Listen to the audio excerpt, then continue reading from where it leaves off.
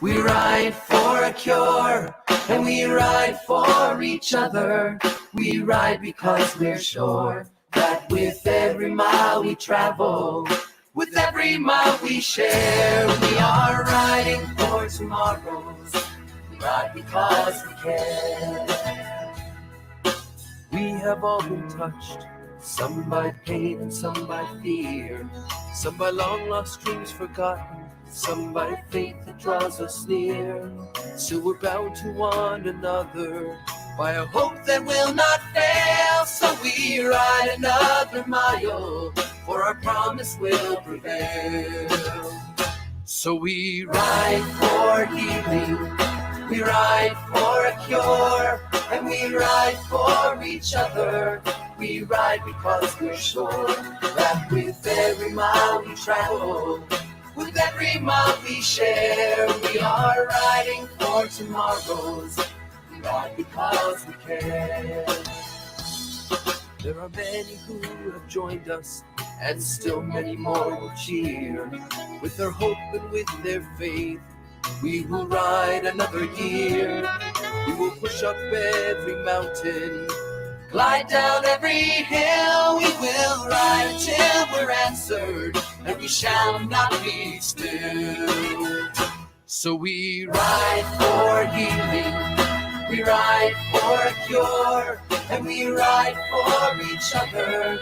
We ride because we're sure that with every mile we travel, with every mile we share, we are riding for tomorrow. We ride because we care. We may sweat and we may burn, but there's a lesson to be learned, that in helping one another, there is a chance we will discover that there's a meaning and a purpose to our striving every day. So we ride for healing, we ride for a cure, and we ride for each other. We ride because we're sure that with every mile we travel, with every mile we share, we are riding for tomorrows. We ride because we care. We have all been touched, some by pain and some by fear, some by long lost dreams forgotten, some by faith that draws us near. So we're bound to one another by a hope that will not fail. So we ride another mile, for our promise will prevail. So we ride for healing, we ride for a cure, and we ride for each other. We ride because we're sure that with every mile we travel, with every mile we share, we are riding for tomorrows. We ride because we care. There are many who have joined us, and still many more will cheer. With their hope and with their faith, we will ride another year. We will push up every mountain, glide down every hill. We will ride until we're answered, and we shall not be still. So we ride for healing, we ride for a cure, and we ride for each other. We ride because we're sure that with every mile we travel, with every mile we share, we are riding for tomorrow. We ride because we care. We may sweat and we may burn, but there's a lesson to be learned, that in helping one another, there is a chance we will discover that there's a meaning and a purpose to our striving every day. There are hills that lie ahead, there are challenges to face. There are times of disappointment when we cannot bear the race. There are times when we are weakened, times when we are strong. So we ride today together, this is where we all belong. So we ride for healing, we ride for a cure, and we ride for each other. We ride because we're sure that with every mile we travel, with every mile we share, we are riding for tomorrow. We ride because we care. So we ride for healing, we ride for a cure, and we ride for each other. We ride because we're sure that with every mile we travel, with every mile we share, we are riding for tomorrow because we care. Riding for tomorrows, ride because we care.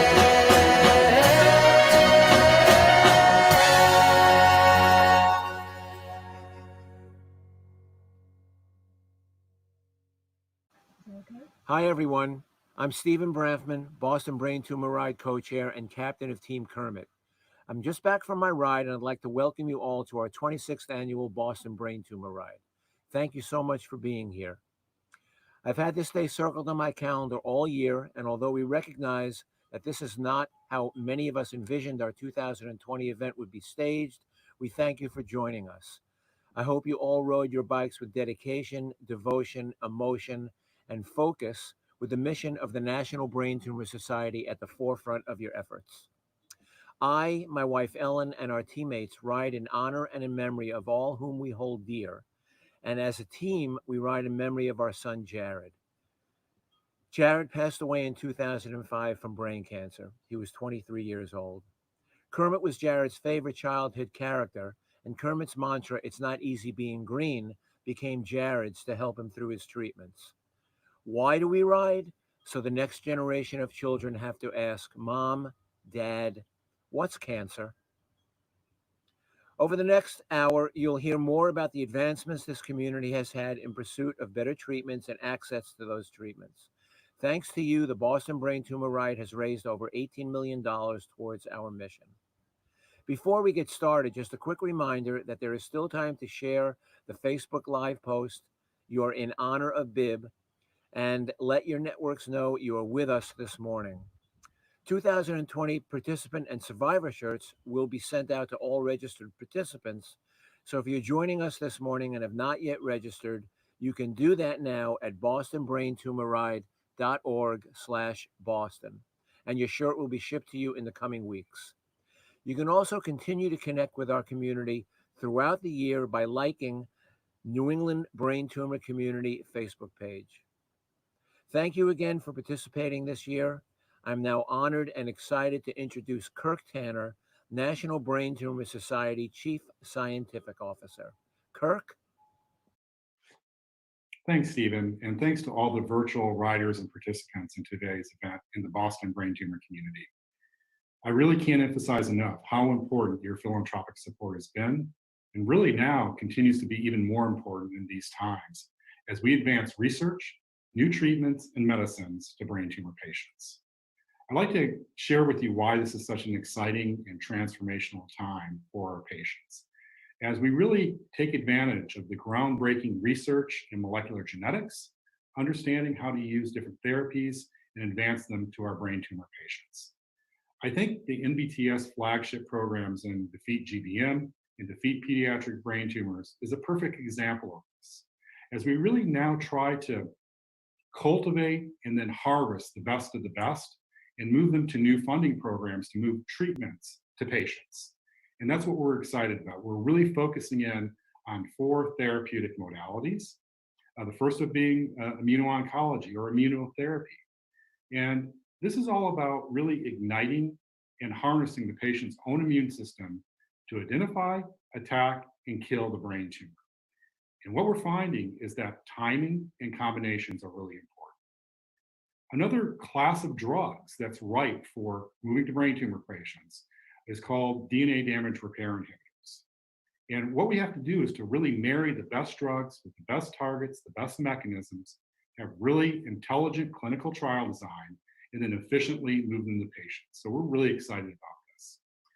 Another area is tumor metabolism or metabolic codependencies. And this is all about finding the Achilles heel of the brain tumors. And this is a new area, but it's one that's really expanding and that we're excited to find. And then finally, there is precision medicine or personalized medicine. And this is all about using the patient's own molecular genetic signature and directly designing the best drug for that signature and really utilize biomarkers. So there's a lot of cause for optimism. There's a lot more to do. And that's why I'm honored to work with each and every one of you as we try to advance new treatments, medicines, and research for our brain tumor patients. So now I'm really honored to be able to introduce Lindsay Harder to you, who was diagnosed with astrocytoma in 2019 and really has just become a major driver in the brain tumor community and for MBTS. Lindsay's raised, and her team has raised over $60,000 for MBTS and has been a strong advocate and really a communicator on social media and also as a team captain for Better, Harder, Stronger, Faster for brain tumor walks and our brain tumor run. So we're really just so grateful for all you do, Lindsay, for the community, for MBTS, and for your participation today. So with that, thank you, and I'll turn it over to Lindsay. Thank you, KIRK, and thank all of you for joining us on our very first virtual brain tumor ride. My name is Lindsay, and I'm here to share my story with you. It all began last summer in June.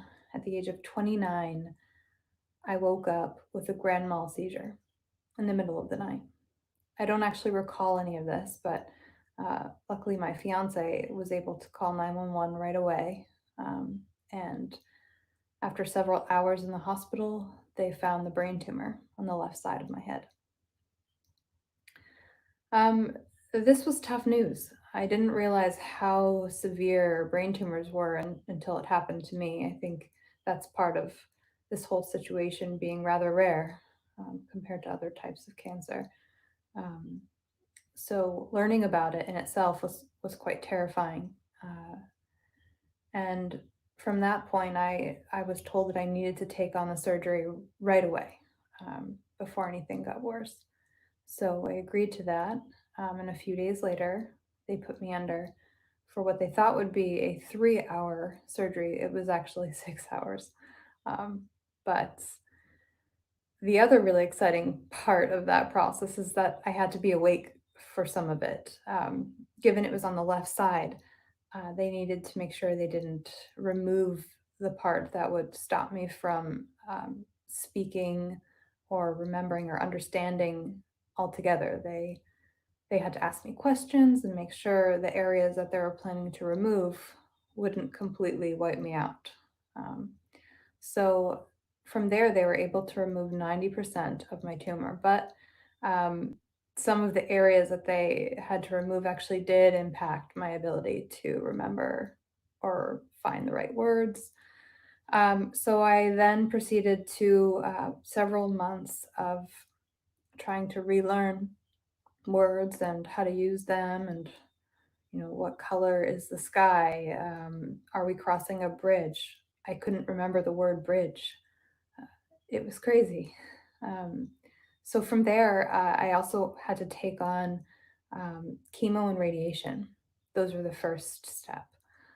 So I began the 6 weeks of chemo and radiation in August, the beginning of August, and that went through until the beginning of October. So that was pretty tough. It's daily. So luckily I managed to get through it. There wasn't too much pain, but it was a change. It was a commitment, one that I was more than willing to take on in order to live.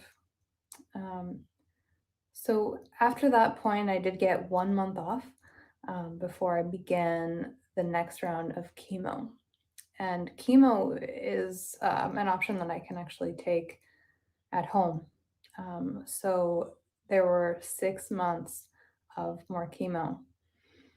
And that was tough. The chemo was actually doubled, 2 to 3 times more than I was taking with the radiation. So my body didn't really respond as well as I had hoped it would. But again, I believe it was worth it.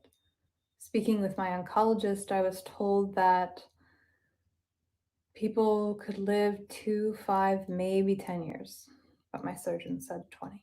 So I like to believe in that piece more than the others. They've never seen a case where a tumor didn't come back at all.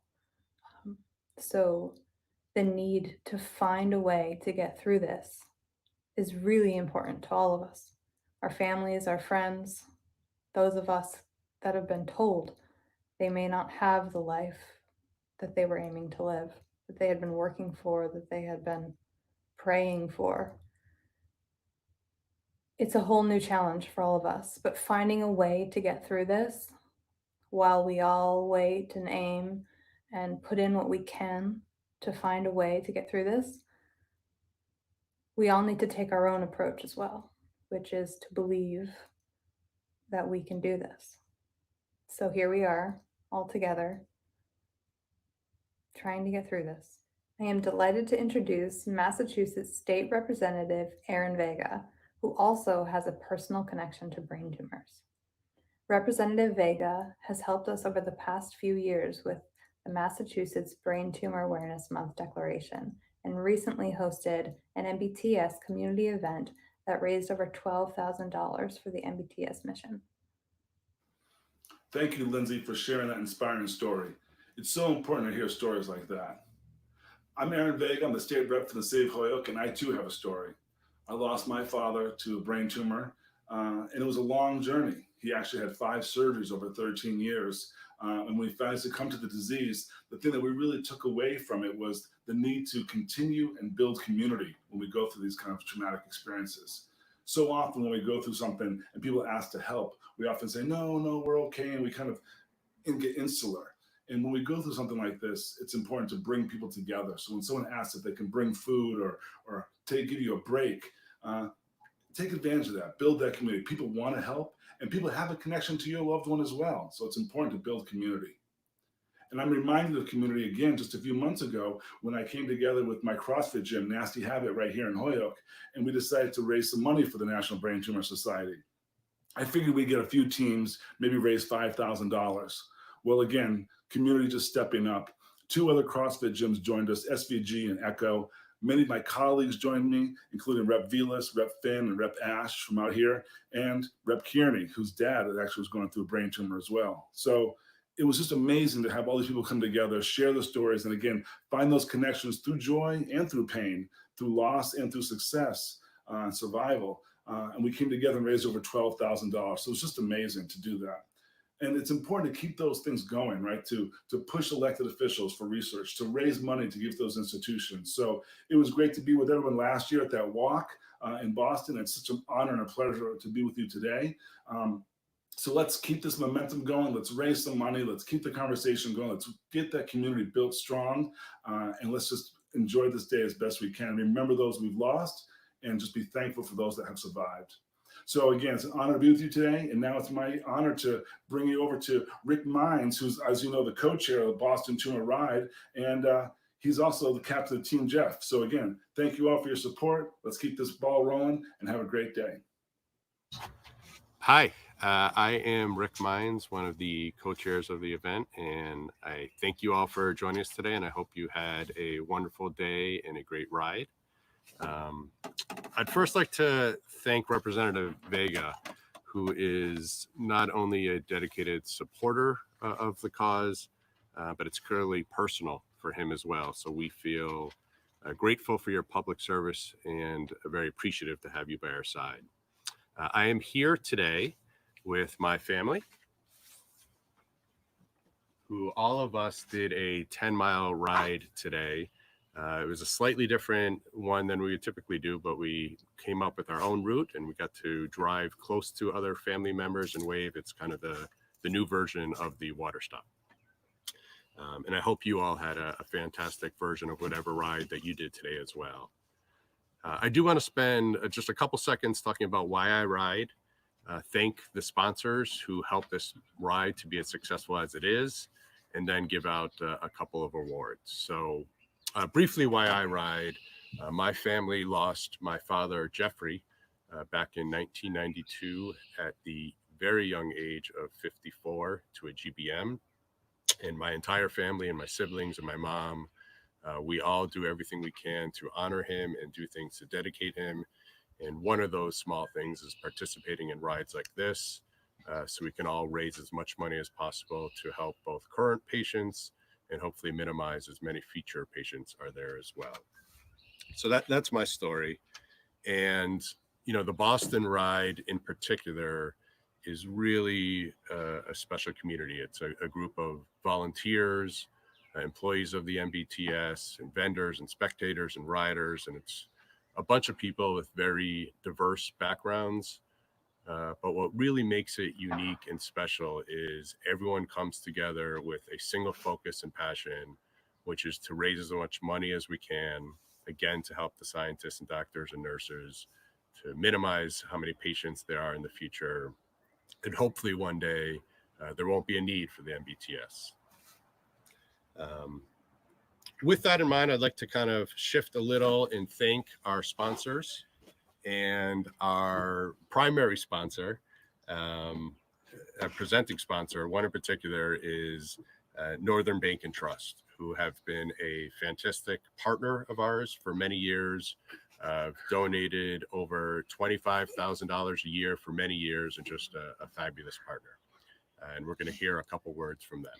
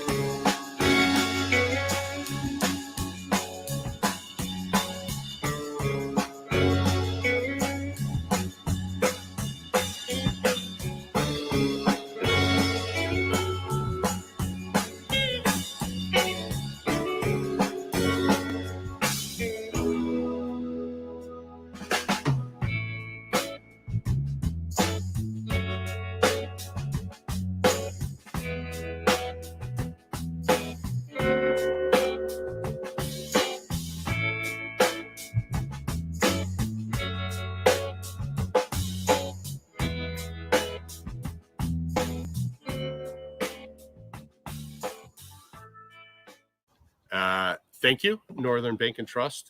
A few other sponsors I wanted to acknowledge. We have a couple who sponsor both the Boston Ride and the Boston Walk, which is Alex Brown, which is a division of Raymond James, as well as American Surgical Company.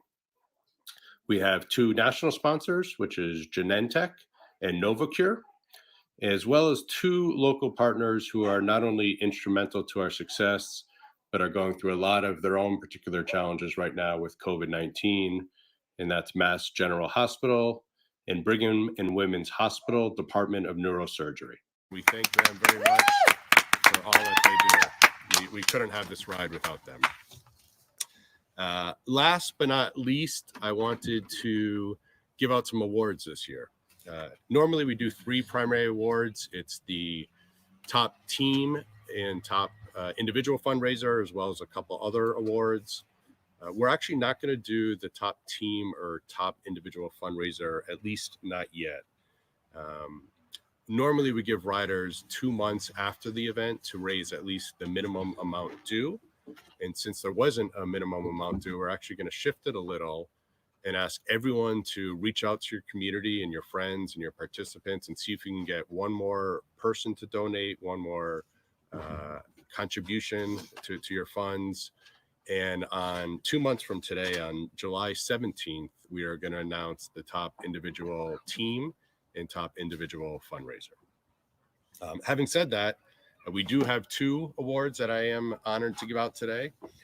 The first is the Spirit Award, and the winner is Lisa Shapiro, Lisa's Riders. So Lisa, congratulations. Congratulations.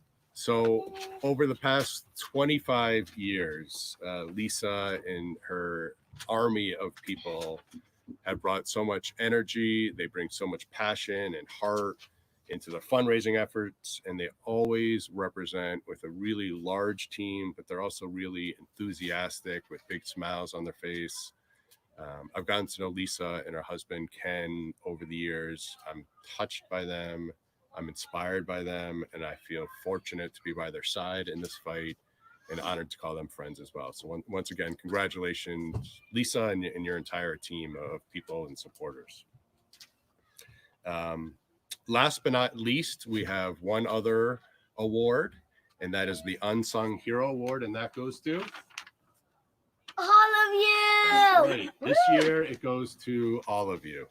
It's been a particularly challenging time for everyone, but again, this special community has come together and under very challenging circumstances, still made this a fantastic event and an amazing ride.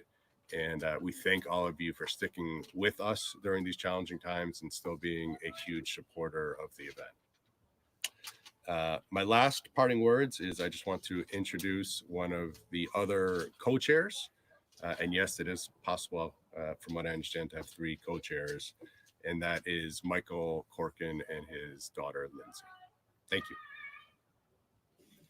I'm Michael Corkin, and this is my daughter, Lindsay, and we've been involved in the National Brain Tumor Society for 26 years. I've served on the national board, and I'm currently a board member emeritus. We've been involved in the Boston Brain Tumor Ride for 26 years, when it was originally the Ride for Research. I was asked to ride in the first ride shortly after Lindsay had been diagnosed with a brain tumor. We had 50 people ride that year and raised $30,000. Who would imagine 26 years later, we'd have had thousands of participants raising over $18 million to fund the mission of the National Brain Tumor Society. This year, unfortunately, things are a little different as we have to do this event virtually. But we hope that won't stop you from going out and honoring the National Brain Tumor Society and riding and raising funds. We need your help more than ever this year. Last year, we were honored with an award in our family's name, the Corkin Family Commitment Award. The recipients will embody the same qualities of dedication, influence, and perseverance, and will serve as champions of the NBTS mission as we have over all these years. This year, we're honored to present the award to the Monst family. Many of you know Rick as a liaison and co-chair for the team captains. He's always outreaching to the captains and trying to motivate them to raise more money and raise more riders. So I'm sure you hear from him plenty. And his mom, Barbara, who's in charge of volunteers, who, on the other hand, is reaching out to volunteers with Lindsay as help. They ride and they participate in honor of their father and husband, Jeffrey, who passed away from a GBM 28 years ago. We are honored they have chosen to work so hard on behalf of the National Brain Tumor Society for better treatments and to someday, hopefully, find a cure. Thank you to NBTS and the committee for bestowing this honor on my son, Rick, and me. I'm truly humbled. We all work tirelessly on the committee, not for any reward other than to find a cure for brain tumors. We work together. Everyone on this committee has a connection to this horrible tumor. We care and we support each other. I'm sad that we won't be in Waltham this year. It's so very rewarding to be on the site on the day of the ride and watching young and old ride or volunteer for the cure. It's awesome. Please consider joining us in our fight through your contribution or volunteering with us, with much appreciation. Very nice. Once again, I am Rick Mines. I get to speak twice today, and I promise I will keep this much shorter than last time. Like my mom, I am honored, I am humbled, and I'm touched by this honor, and frankly don't feel worthy of it. The Corkins are like the godfather of this event, and I mean that in the nicest way possible. They helped start it 26 years ago at this point. Michael's been intimately involved and co-chaired the event for many years. He's part of the board of directors. Lindsay and Lauren have been very involved. And through their efforts and my mom and I being part of the committee, we've gotten to know them very well. and again, feel humbled to be accepting this award and feel fortunate to fight the fight alongside them. And also, similar to the Shapiros, feel very lucky to call them our friends. So once again, thank you to the NBTS, thank you to the Corkin family, and thank you to this amazing community of people. Hi, everyone. Again, a huge congratulations to the Mines family for receiving the Corkin Family Commitment Award. Your dedication and caring to our cause and the Boston brain tumor community are just an inspiration to all of us. Thank you. In closing, thank you again to all the dedicated sponsors. We truly appreciate your business's support during these especially challenging times. Thank you. Thank you to all our amazing team captains, participants, the Boston brain tumor community for coming out and being with us today for this virtual event. Special thanks and recognition to Lisa's riders and Lisa and Ken Shapiro and the Gerstens for their 25th year of being with us in this event. Thanks to NBTS board members, past and current and former board members, including co-founder Bonnie Feldman, Michael Nathanson, our past chair of the board, Michael Corkin, of course you know, John Frischkoff, Dave Donabedian, Eric Olson, Allison Ross, and greetings from our current board chair, Tom Roloff, who's here from Boston as well. We know how hard fundraising is right now, and your efforts will help NBTS provide care, ensure connection, create change, and ultimately defeat brain tumors and create cures. That's what we're after, cures. The month of May is really special, as you know. Not only is it Brain Tumor Awareness Month, but we also recognize DIPG Awareness Day. It's the worst type of pediatric brain tumor, and Ependymoma Awareness Day as well. I invite all of you to mobilize with us as advocates to ensure Congress and the President know we need to conquer COVID. We need to do it now to make sure brain tumor patients and caregivers are safe. And we also need Congress to do their part to provide the dollars to fund research towards cures. Go to braintumor.org to become an advocate. Now, in just a few minutes, we'll be holding a remembrance ceremony led by Brett Johnson of Team Oligo, who will read a poem and offer a moment of silence. Those of you who wish to remember a loved one stay here right online, and we'll be back in a moment. Thank you again for being with us today. Brain tumor community is stronger because of you. Be well, be safe. See you soon.